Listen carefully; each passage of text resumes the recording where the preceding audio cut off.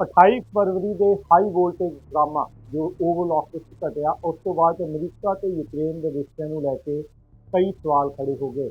Zelensky का की बनूगा, Ukraine का की बनूगा। इवेंचुअली जेलेंस्की यूक्रेन वाले साउदी अरेबिया के विच अमरीका के नाल गलबात करने लिए पहुंचे।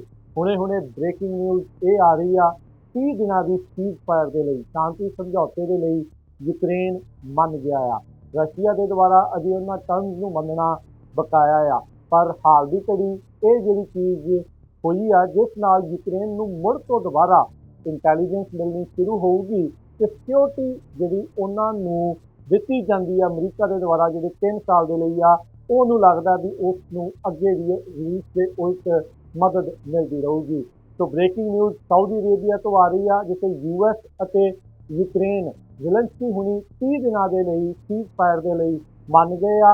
रशिया को यह जो समझौता हुण अगे दिखाया जाऊगा, रशिया इसको एक्सैप्ट करता है या ये चेंजिस करता है वो देखने वाली गल होगी।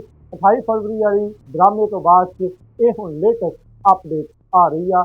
यूएस की इंटैलीजेंस ते सिक्योरिटी मिलनी यूक्रेन को दोबारा होगी शुरू।